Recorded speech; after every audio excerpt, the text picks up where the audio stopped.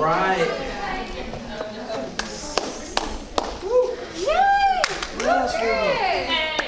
Go, Ruby. Welcome everyone to the 2016 Summer Arts for Charity Showcase. I want to start off by saying thank you for all of you for attending this afternoon. It means a lot to know that I have so much support, but more importantly, you believe in the youth. For those of you who don't quite know why you're here because you were either chastised by me or pressured by the rest of the orientation team to attend, I'll explain. There are two topics that have a special place in my heart.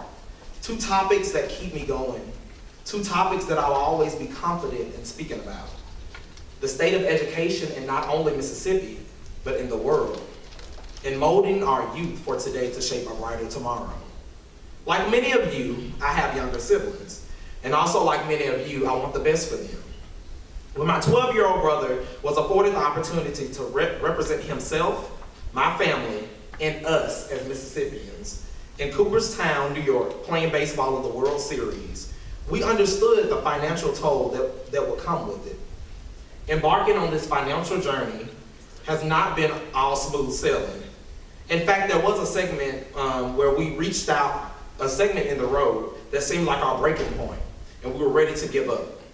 We told my brother, Matthew, that he wasn't going to be able to go to Cooperstown, New York, and attend the competition with his team. And this team would have to leave him behind. He paused in silence, filled with disbelief, and shortly after, he instantly began to cry. This was all the motivation my mother and me needed to keep the ball rolling and come back much stronger. I believe that every child deserves every opportunity, no matter the circumstances. And here we are today, a car wash, a GoFundMe, and many donations later, in an effort to raise $2,000 and send Matthew Adams to New York. Now this event has a bit of a twist to it. You know, although we're raising money to support baseball, we thought it would be a perfect time to focus on the importance of the arts, considering the fact that we can't play baseball in this space. I hope you enjoyed the performances this afternoon. Thank you again, and now I'll pass the mic to our Mistress of Ceremony, Courtney Massey.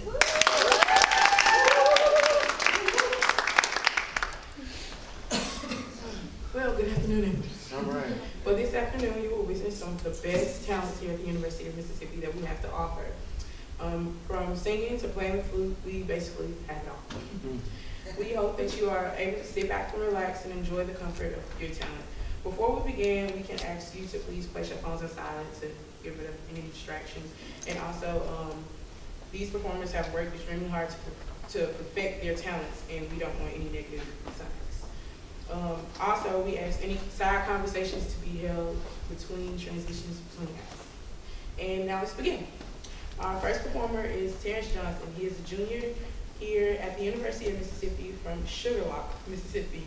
He began singing in church when he was 5 years old. He is the national anthem singer, blues notes tour singer, and a university choral scholarship recipient. Terrence believes that music is refuge, a safe place, and international common language that justifies its beauty.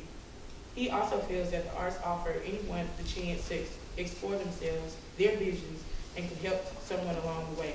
Art is love. Ladies and gentlemen, Terrence Johnson.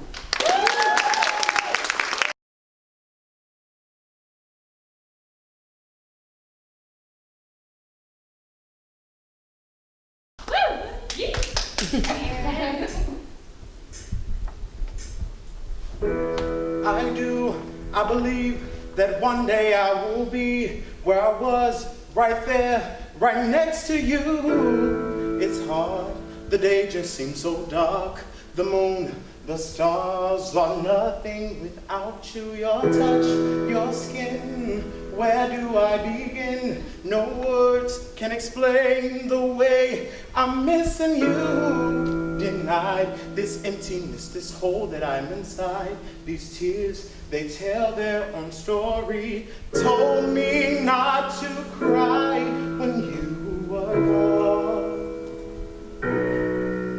But the feeling's overwhelming, it's much too strong. Can I lay by your side?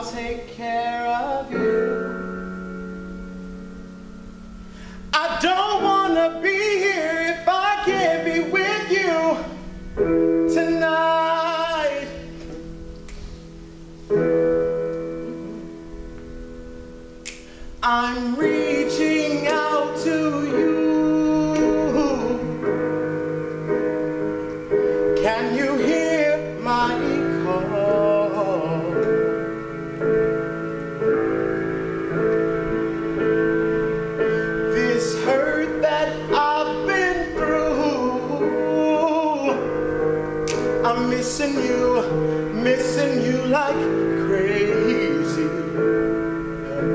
Oh no. You told me not to cry when you were gone,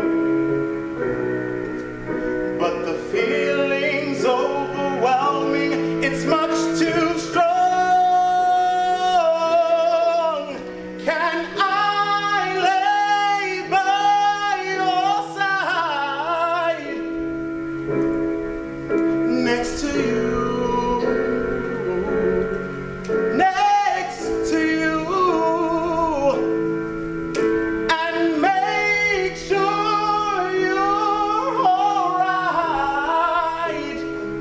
I'll take care of you.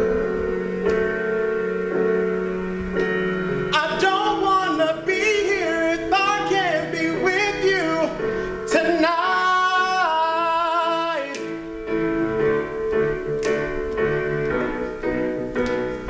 Lay me down tonight. Lay me by your side. Oh no. Lay me down tonight. Oh, lay me by your side. Can I lay by your side, next to you? Next to you.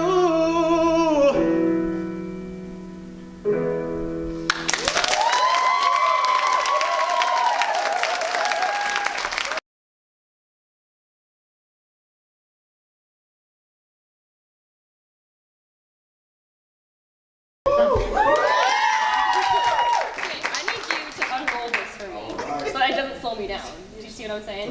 You have like the biggest job here. Okay?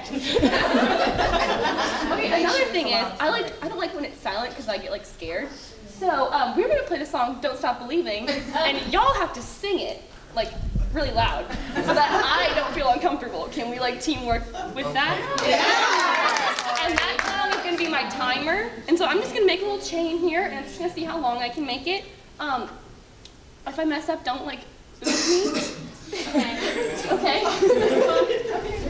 Okay, are you ready? Okay. You have to sing it! Don't put your phone away! I'm gonna start when the words start. Okay, baby. I'm really good. Ah, I love it! Okay, here it is.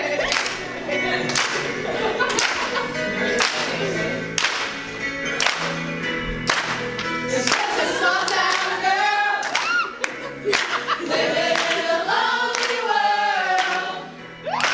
You take the midnight train going anywhere.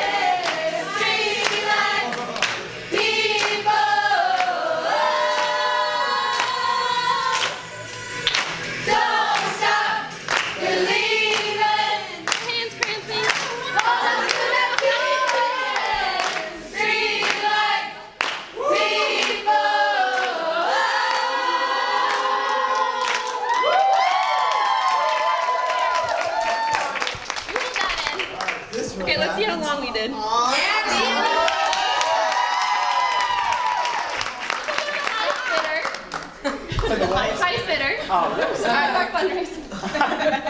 I just wanted it. I just Okay. did, I just wanted it.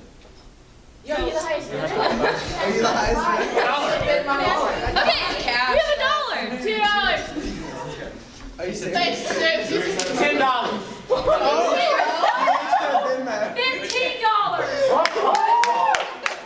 this is like white chicks. I watched that yesterday.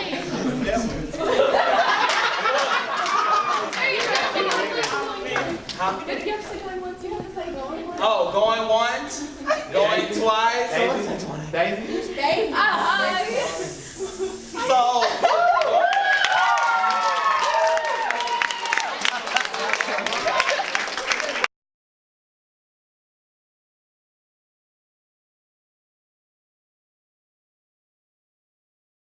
The hit musical Hamilton, and I'll be playing. I'll just say I'll be playing King George, and it's an ode to his ex-lover. This is to you, Danny. Yeah. You say the price of our love's not a price that you're willing to pay. You cry, you see what you hurl in the sea when you see me go by. Why so sad? Remember we made an arrangement when you went away. Now you're making me mad. Remember the made of estrangement. I'm your man. You'll be back. Soon you'll see, you'll remember you belong to me. You'll be back, time will tell. You'll remember how I served you well. Oceans rise, empires fall. We have seen each other through it all. And when push comes to shove, I will send a fully armed battalion to remind you of my love. Da da da da. Da da da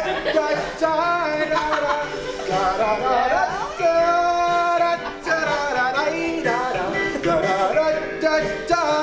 You say our love is draining and you can't go.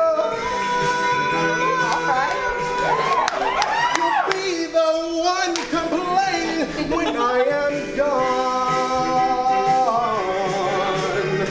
Now don't change the subject, but you're my favorite subject. My sweet, submissive subject.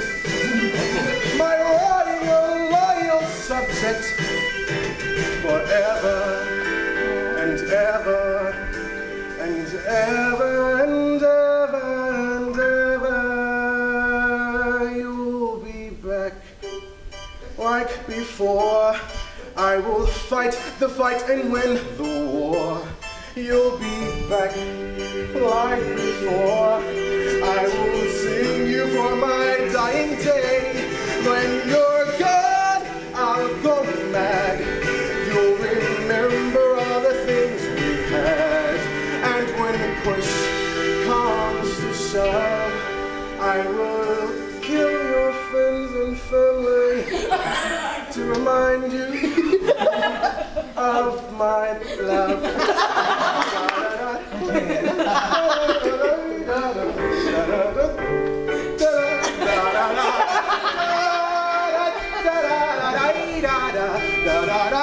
Everybody!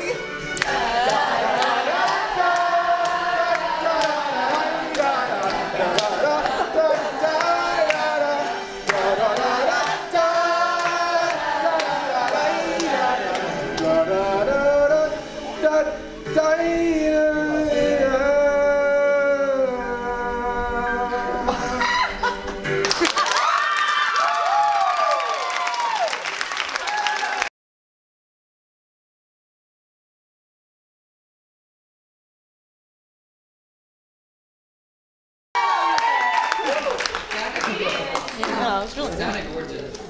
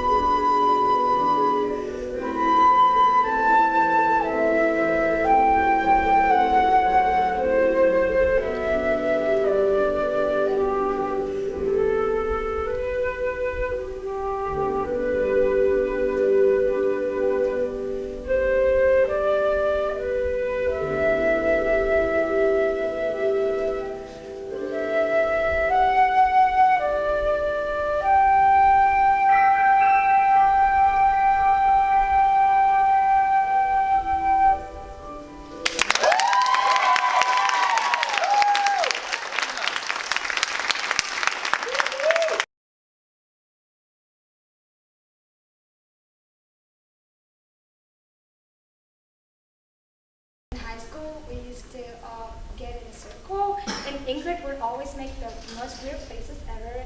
It's a song about Venezuela, obviously, and I found a video with the lyrics in Spanish and English, so you can understand what it says. But yeah, or not, you know, I'm not gonna use the instrumental because it's you know.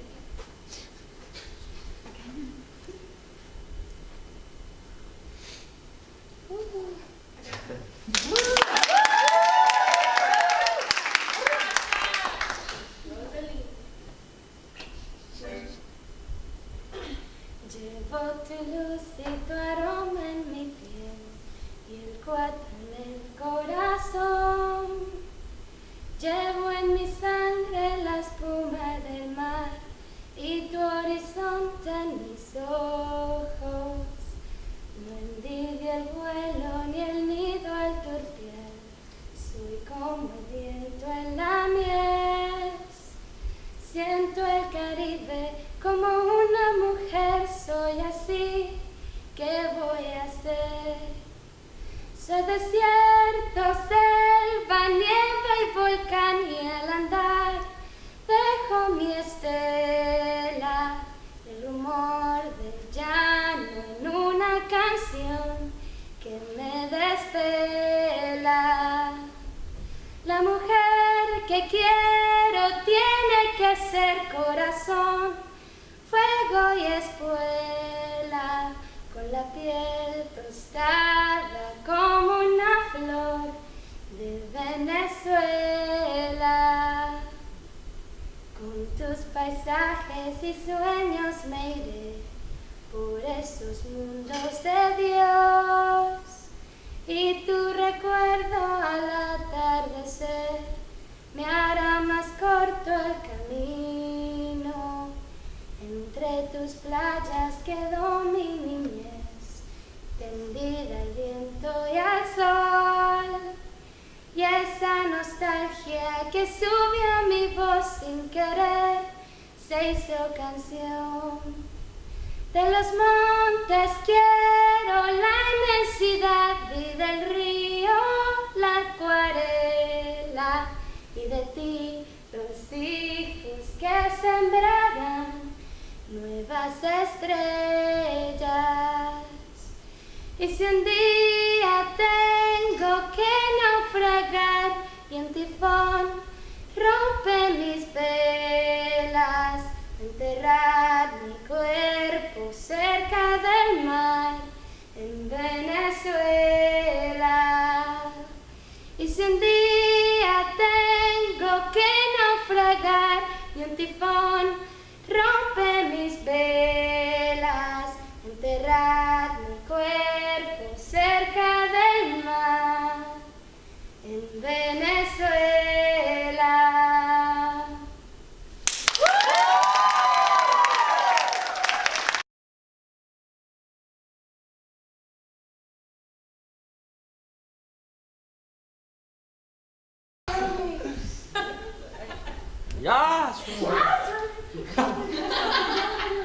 Everyone, like I said, I'm Lindsay. I haven't done this in a while, but I just want to give Jarius Adams. Where did he go? What's he even? Oh, he went to change. Dadgummit. Well, like I said, y'all know this, but I've known Jarius since freshman year of high school, and if anything, I love that video. The way it said the art seemed like they open.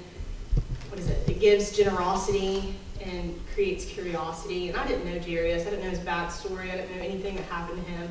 I didn't know about his life and what he's been battling all this time. But if anything, I saw his heart through his performances. And I just love that he's doing this for his brother, because this is the best way that he knows how to love and show you all what he's all about. And so I wish he was here. Okay. So I have a poem. It's called Once a Little Girl. Once a little girl went to school. She was quite a little girl, and it was quite a big school. But when the little girl found that she could go to her room by walking right in from the door outside, she was happy, and the school did not seem quite so big anymore. One morning when the little girl had been in school a while, the teacher said, "Today we are going to make a picture." Good, thought the little girl. She liked to make pictures. She could make all kinds, like lions and tigers and chickens and cows, trains and boats. And she took out her box of crayons and began to draw. But the teacher said, "Wait, it's not time to begin." And she waited until everyone looked ready. "Now," said the teacher, "we are going to make flowers." Good, thought the little girl. She liked to make flowers. And she began to make beautiful ones with her pink and orange and blue crayons.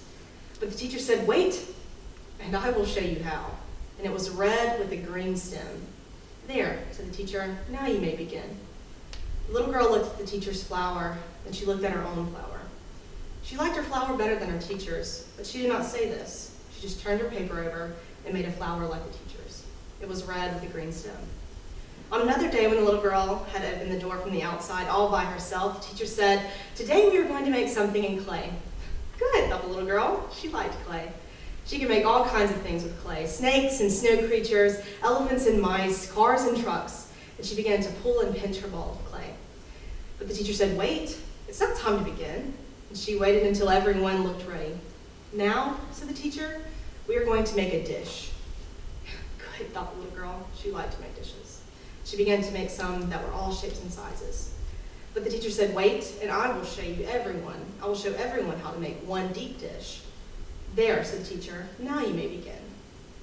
The little girl looked at the teacher's dish, then she looked at her own. She liked hers better than the teacher's, but she did not say that. She just rolled her clay into a big ball again and made a dish like the teacher's. It was a deep dish, and pretty soon the little girl learned to wait and to watch and to make things look just like the teacher's. Pretty soon, she didn't make things of her own anymore. Then it happened. But the little girl and her family moved to another house in another city. And the little girl had to go to another school. The school was even bigger than the other, and there was no door from the outside into her room. She had to go up some big steps and walk down a long hall to get to her room. And the very first day she was there, the teacher said, "Today we are going to make a picture." Good, thought the little girl, and she waited for the teacher to tell her what to do. The teacher didn't do anything. She just walked around the room. When she came to the little girl, she said, "Don't you want to make a picture?" "Yes," said the little girl. "What are we going to make?" "I don't know until you make it," said the teacher. "Well, how shall I make it?" asked the little girl. "Why, any way you like," said the teacher. "Any color?" asked the little girl. "Any color," said the teacher. "If everyone made the same picture and used the same colors, how would I know who made what and which was which?" "I don't know," said the little girl. She began to make a red flower with the green stem. So that's the end of the poem. And Jerry's asked me just to say something a little bit afterwards, but I think that poem just explains everything. If anything, as orientation leaders, we know that we're all completely different. We all have different backgrounds, different styles, different views and opinions on everything, and that's what makes us so great. That's what makes us the University of Mississippi. And I think we should all stay unique and encourage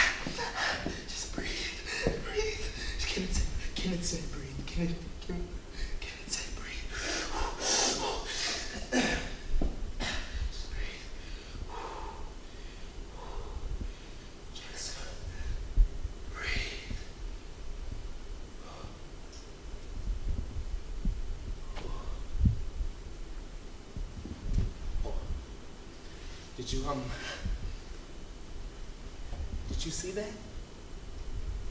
Oh, no, it's okay. You can stare, I promise. I mean, at least I would.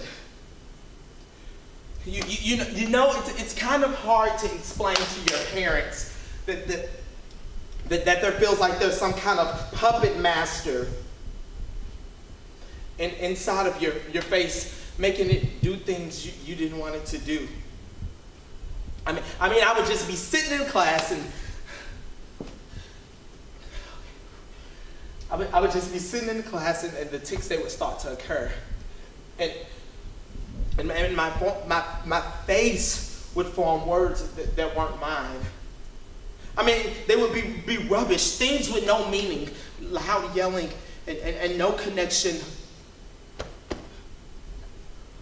of who I was or what I was thinking.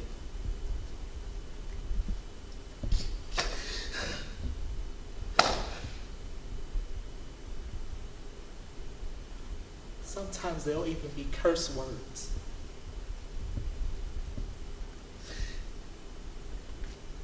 Words I would never say.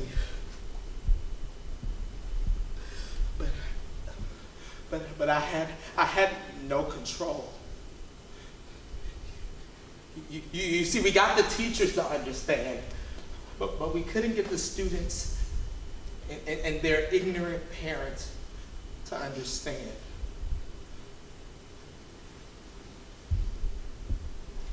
A disruption to the educational process.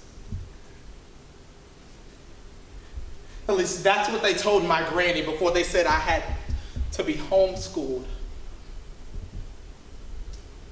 after the 7th grade.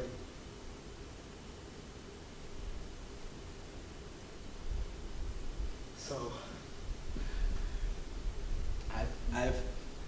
I've spent the rest of my life inside hiding. you know,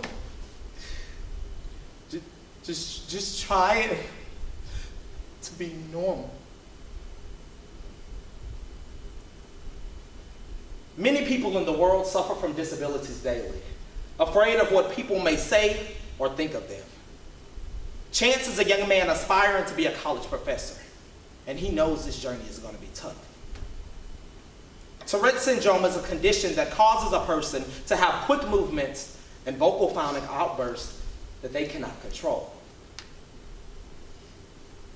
But one thing he must remember is he has Tourette's. Tourette's doesn't have him. A Chance at Acceptance by Christy Thomas. You see, in the morning, I do my daily facial exercises. You see, when my friends see me do my daily facial exercises, they think I'm some kind of actor.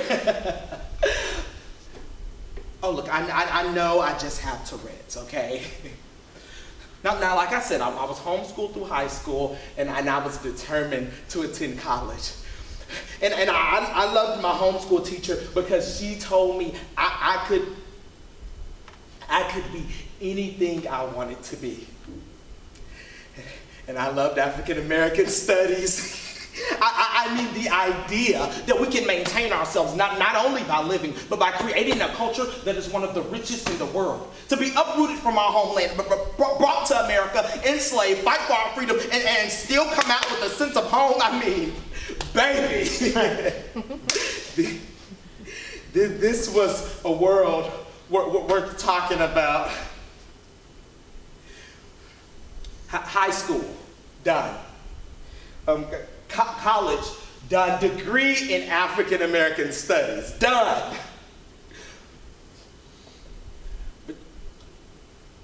But you know, I hadn't been outside the comfort of my own home to transition from student to teacher.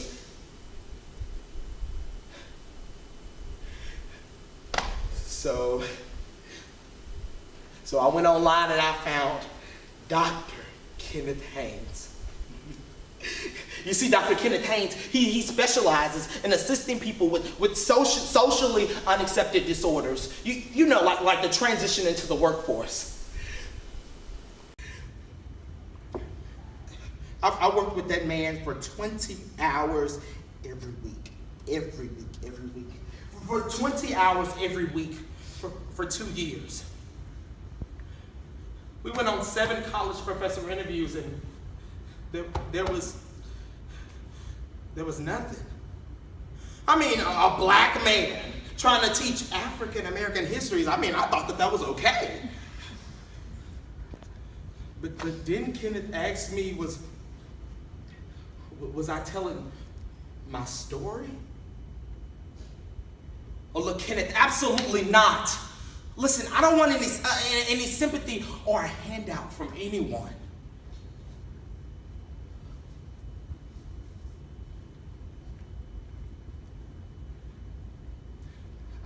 I didn't want people to know.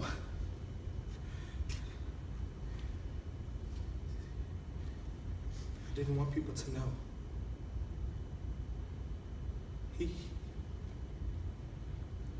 He hugged me that day.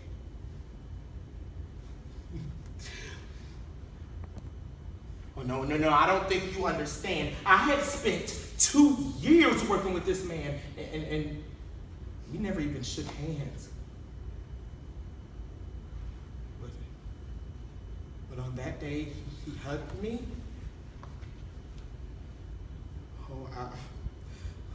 I was hiding so much more than my disorder. I can't.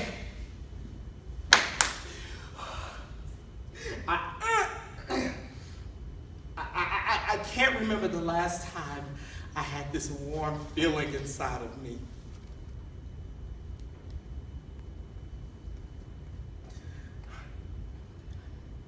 You know, so much of my life was spent hiding inside.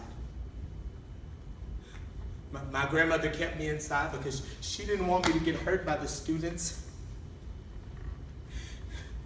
and their ignorant parents. By the time I was an adult, I was so used to hiding inside that I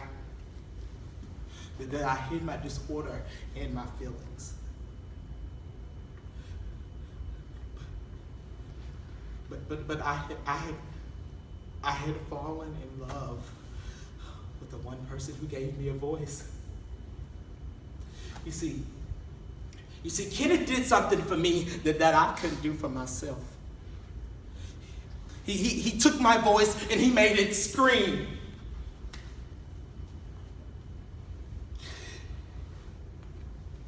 So, on that day, he hugged me.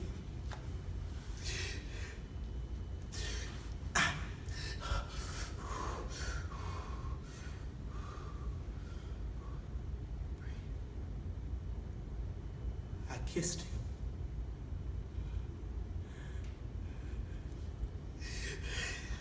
Oh, I kissed him and I opened my eyes and his eyes were open wide back at me and I didn't know what this meant, so I went ahead and said it. I love you.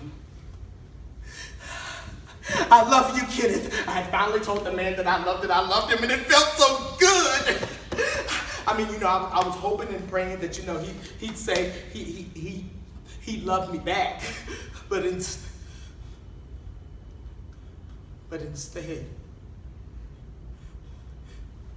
he yanked his arms away from me hard. Pushed my shoulder.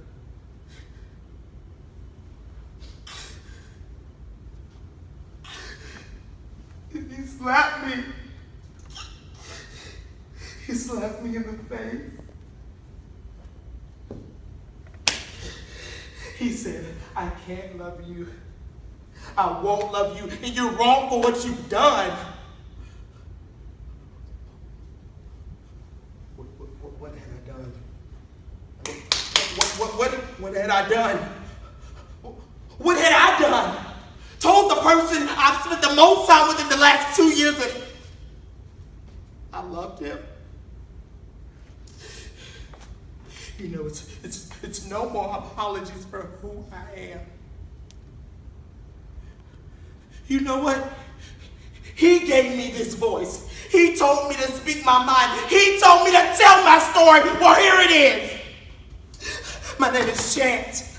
I was born with a ton of addictions, and my mother was a drunk whenever she was pregnant with me. And my absentee father passed down the gene that gave me to rap. And now I get these tics in my chest, and they start moving to my fingers, and I can't control the shit. It's like my mind is working, but my mouth is not. Stupid boy. Stop. I just want it all to stop.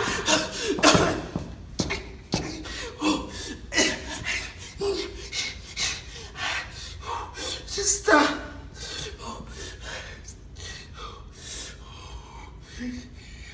Just breathe.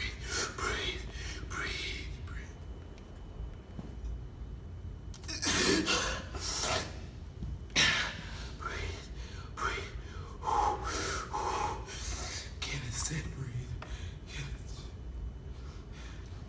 Kenneth said breathe.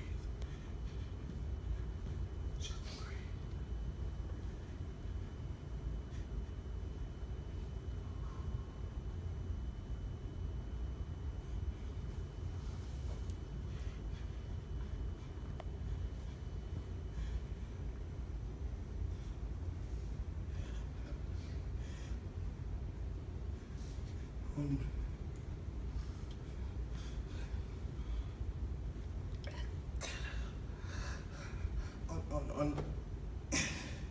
On my next college professor interview, they sat me down and told me to tell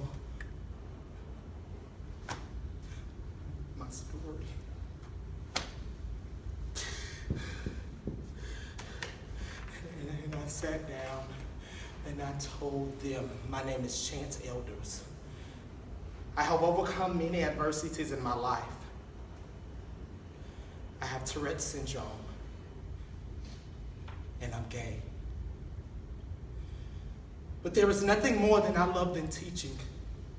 And every student that walks in and out of my classroom door will have every tool they need right here in their tool belts to be successful.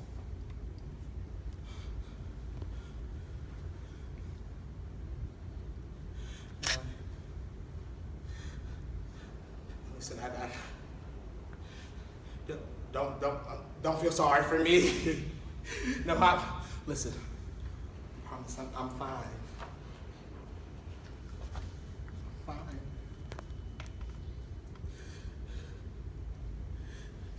What I want you to do is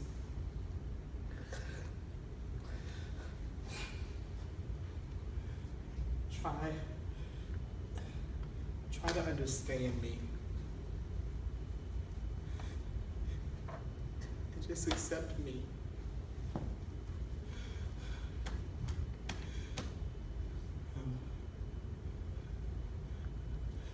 Every time I feel the ticks coming to the forefront of my skin, I just breathe.